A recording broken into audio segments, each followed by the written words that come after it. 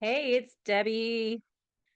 And I just wanted to continue down this rabbit hole of explaining what is the importance of mitochondrial health as we age, how to improve your current self so you are thriving as you age. Just because you are fit right now doesn't mean you're fit and healthy from the inside out. You may look good on the outside, but I'm doing metabolic testing and functional lab testing to clients that are athletes, and they are often insulin resistant. They're often metabolically inflexible, and they're burning carbs more than they are fat because they're doing a lot of high intensity workouts and not a lot of zone two. And we want a little bit of both. So we really want to test and not guess to get a personalized program, nutrition, your exercise, your sleep. Whoops, your body is unique. So you need to get a unique program because your stressors are different than my stressors. What works for me doesn't necessarily work for you. So we want to look at what we're doing now to improve our future self. As I said, impaired metabolic flexibility is linked to increased insulin resistance, obesity, and range of cardiometabolic diseases. You may not be obese, but you may be increasing risk for insulin resistance that leads to type 2 diabetes. Insulin resistance is a core feature of metabolic inflexibility.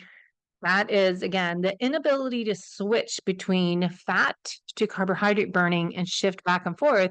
You should be burning fat at rest and be able to go anaerobic, burn carbs for fuel or anaerobic glycolysis, work on using different fuel sources than fat is more technical than anaerobic, aerobic. We want to be able to use different fuel sources when we are at rest and exercising at various intensities. And we can identify if you have an area of opportunity to improve your metabolic health, your mitochondria, or where the fuel ATP is made.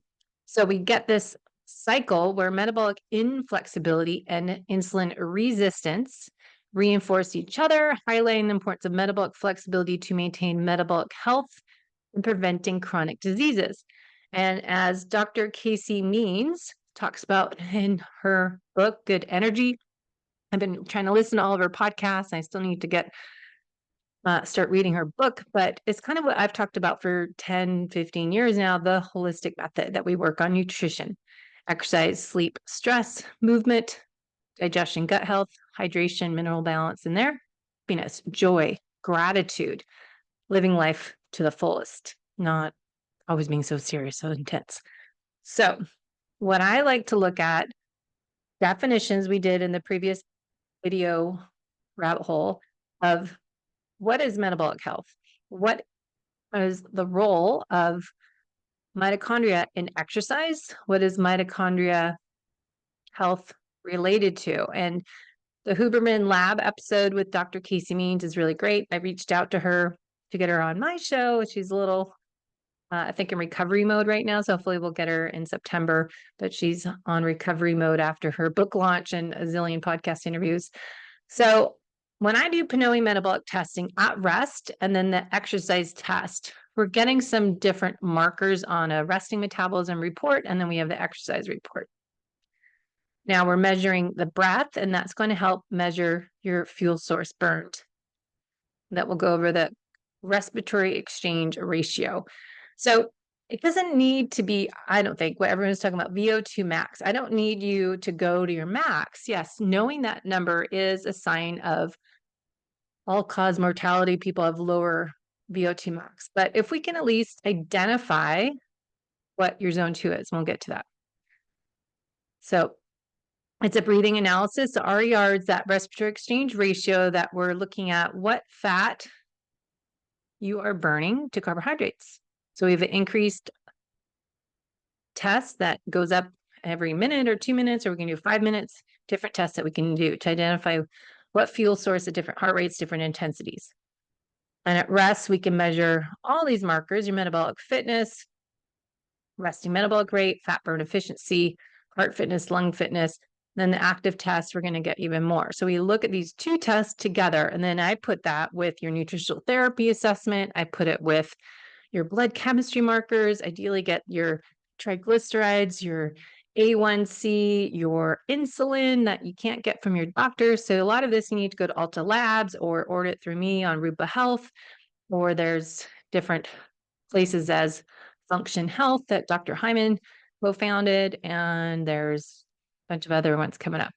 You can take your health in your own hands. Work with a coach to help identify those functional ranges. And normal is not what we want to look at, but optimal ranges. Functional medicine, root cause. So anyways, metabolic testing, we're looking at your VO2 max, that fuel switching, aerobic efficiency, fat to carb utilization, RER, your resting metabolic rate, and putting that all together, as I said. So I just wanted to go through some terms to do this, kind of keep this video short. Mitochondria. We hear the word mitochondria capacity and mitochondria density. And then we hear about biogenesis and mitophagy. So what does all this mean? So capacity is the ability of the mitochondria to produce ATP. Density is a number of mitochondria in a cell. The activity as enzymes involved in electron transport chain, the enzymatic activity, and then biogenesis, create new. So the process by which new mitochondria are formed in the cell. Mitochondria efficiency, as you can guess, how efficient are the mitochondria at converting substrates into ATP? How efficient are you at creating energy? Now, let's go into a little more depth of mitochondria function. So energy production, creating ATP through oxidative phosphorylation, oxidative with oxygen, so using fat for fuel. Metabolic regulation involved in the metabolism of carbs, fat, proteins. Apoptosis, regulating programmed cell deaths, cell autophagy or mitochondrial autophagy. Calcium homeostasis, maintaining cellular calcium levels. So good one to look at your blood chemistry markers. Is your calcium level higher or lower than optimal? Not normal ranges your doctor tells you. You're fine. But those are based on normal, sick, unhealthy people. If you're doing all this, you're probably a health optimizer, and you probably want to know what should you be in healthy, optimal ranges that we use in functional medicine, and put all that together to look at the root cause for you. Now we have this word we hear all the time, ROS, reactive oxygen species. So mitochondria are related to creating, generating, and detoxifying ROS, which are byproducts of cellular metabolism. So we're going to come back to ROS, oxidative stress, because as athletes, we are exercising, creating more ATP, using those mitochondria a lot more to create energy while we're exercising. So in result, we are going to have increased amount of byproducts from our cellular metabolism. So let's go into that a little deeper. Exercise for mitochondria. What is biogenesis? We talked briefly about. Increased mitochondrial production. Exercise stimulates the production of new mitochondria, known as a word, biogenesis, mitochondrial biogenesis. And I like to repeat things on purpose because I think we learn them. I do myself learn a little more if I keep hearing it over and over again. So that repetition. So this mitochondrial production is increased, creating new mitochondrial biogenesis, driven by the activation of this receptor gene. You'll hear the word PGC1 alpha. So a long word, no wonder why everyone says PGC1 alpha, right? Peroxisome proliferator activated receptor gamma coactivator. Geez, that's a mouthful. So PGC1 alpha is a key regulator of mitochondrial biogenesis. So we want more PGC1. Enhanced mitochondrial DNA replication. So exercise helps that PG1 alpha. Exercise also helps boost the replication of DNA. So this, in result, increases the number of mitochondria in the muscle cells. This increase of mitochondrial muscle cells now enhances the cell's capacity to produce energy. So we're getting more increased mitochondria in the muscle cells. So more mitochondria in the muscle cells will allow us to improve that mitochondria capacity. More capacity, more mitochondria we can fit into that cell, the better able we are to promote or produce energy. Okay, so biogenesis is really important. Improved mitochondria function is also a benefit of exercise.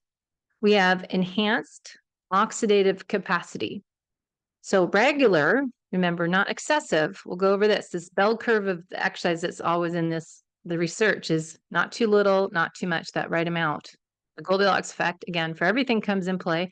Regular physical activity improves the oxidative capacity of mitochondria, allowing them to produce ATP, energy, more efficiently through oxidative phosphorylation. So the more we exercise with regular, not excessive physical activity, improves our ability to improve oxidative phosphorylation. Better electron transport chain. So this is ETC. Exercise enhances the efficiency and activity of the electron transport chain, reducing leakage of electrons and the production of ROS can cause oxidative damage. So we want to increase our ability to reduce leakage of electrons. But what happens if we exercise too much? We'll go into that later. All right, so move my video here. Exercise, enhanced antioxidant defense. Again, bell curve exercise, what is the right amount? To upregulate antioxidant enzymes. Exercise increases production of antioxidant enzymes. Another word you hear a lot, SOD, superoxide dismutase, and catalase, which help mitigate oxidative stress by neutralizing the ROS. Sounds like a video game, right? So mitochondria quality control through exercise. Exercise promotes the process of mitophagy. This is the selective degradation of damaged or dysfunctional mitochondria. So you hear that word, mitophagy, whatever you want to call it. Sounds more French, mitophagy. This ensures that cells maintain a healthy population of mitochondria. So the right amount of exercise can help improve mitophagy, which I also went down a rabbit hole. What is a better option? Fasting or exercise to help mitophagy? If you're an athlete, fasting, we find out, isn't as beneficial for you than exercise, but maybe fasting 16 hours on a rest day may be beneficial. Depends.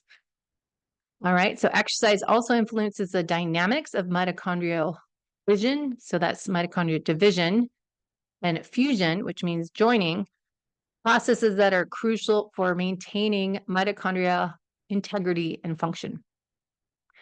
And then we have increased fat oxidation with regular exercise. So the mitochondria become more efficient at oxidizing fatty acids, which enhance the body's ability to use fat as a fuel source.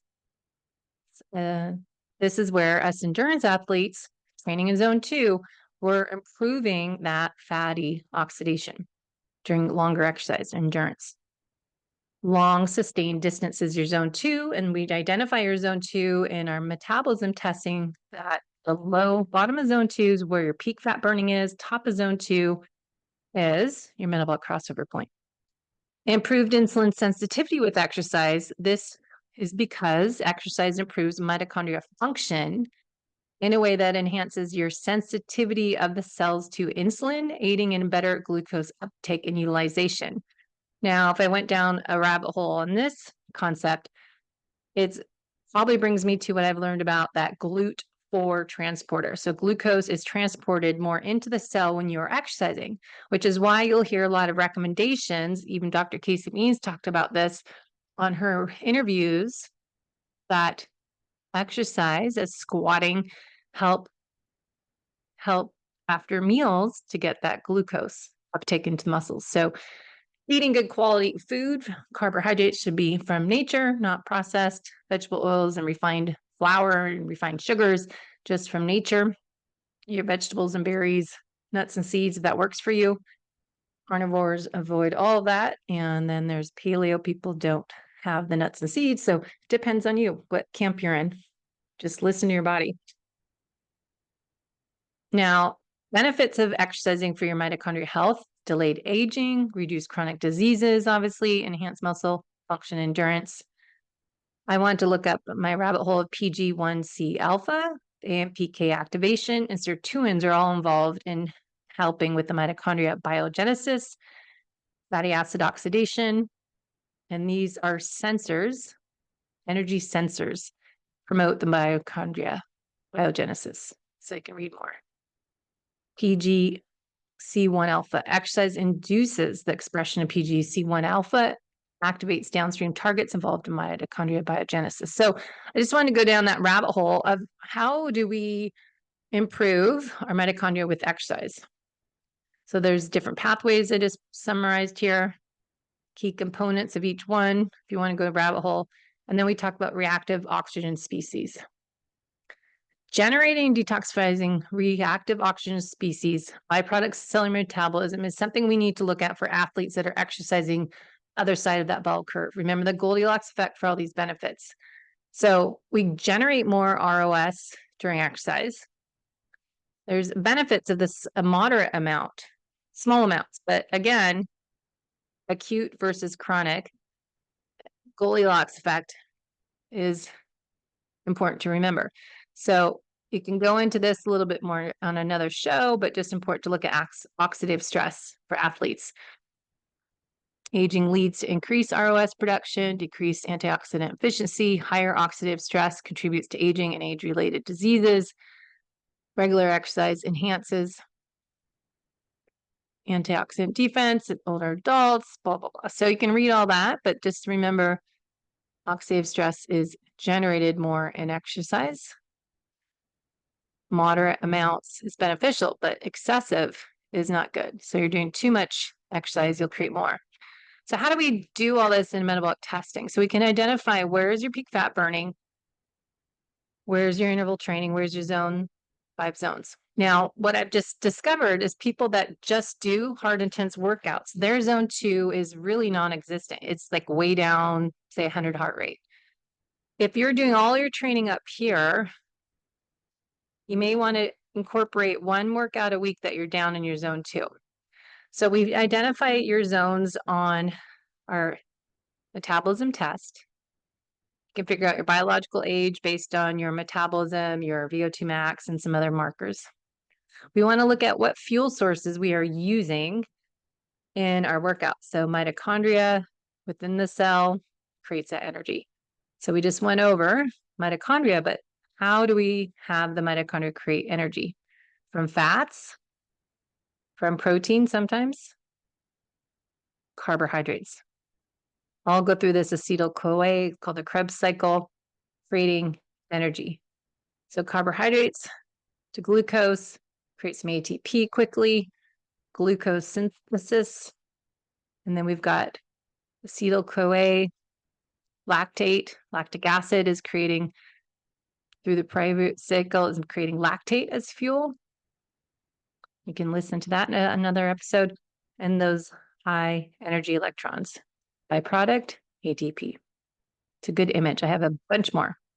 So you can go into how does beta oxidation and glycolysis work.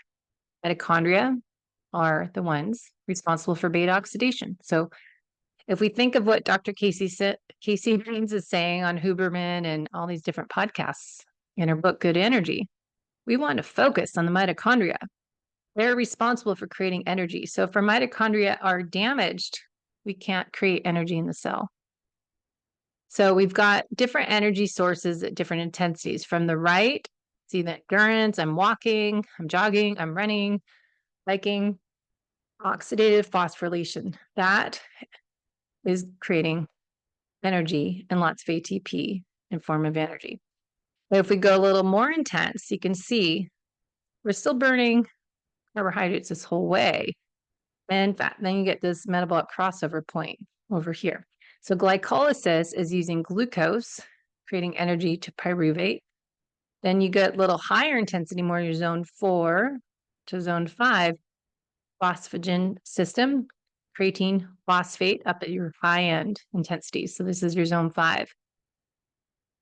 So zone 3 here about zone 4, zone 5 is at high power, your sprint interval training or weightlifting, creating that ATP, what's on board.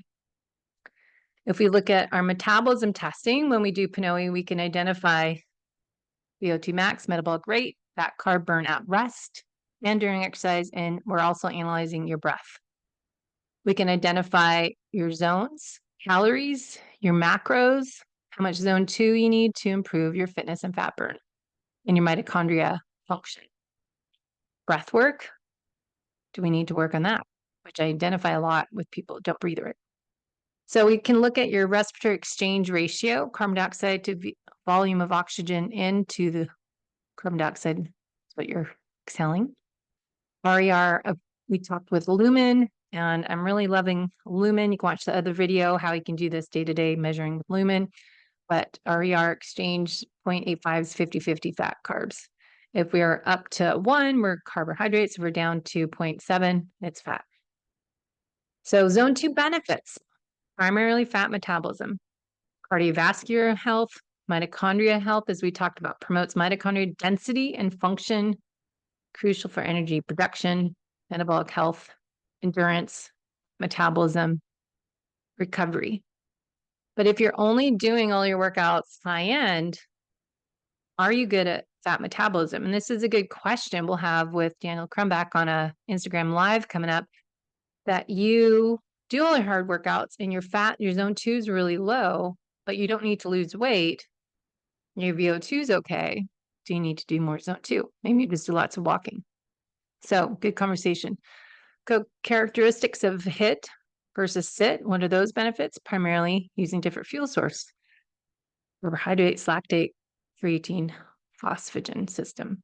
Sprinting, high intensity interval training, fast cycling, rowing sprints. So the benefits: cardiovascular health, metabolic health, insulin sensitivity, glucose metabolism, power, strength, time efficiency. So good minimal effective dose. Then you get that exercise post-oxygen consumption that can help you burn more calories later. So right fuel, right time is S Fuels talks about, but just look, you're using different energy systems here. It's not just fat only, high percentage down here, but it changes. So we don't say aerobic, anaerobic so much as nowadays we call it oxidative system, glycolysis changes. So zone training, we can go into the benefits for longevity, sprint intervals versus zone 2. Here's some great examples, zone 2 and sprint intervals, flexibility, movement, kind of a holistic approach. So we want to look at, what is your goal? What are you trying to do? And then looking at fueling. So the right intensity, found different infographics, but you can look at this a little more, how we identify your training zones, fuel in each zone. What do you need to do as an individual? What are you not doing enough of? So instead of guessing what your zones are, it's best to measure. And we can't manage, we say, what you can't measure. So what's your zone 1? Zone 2 is your mitochondria function again. Again, another infographic.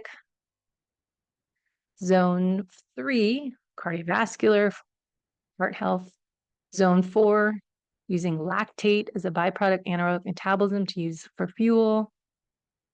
Increasing clearance of lactate, greater lactate shuttling capability, the greater ability can hold up in zone 4.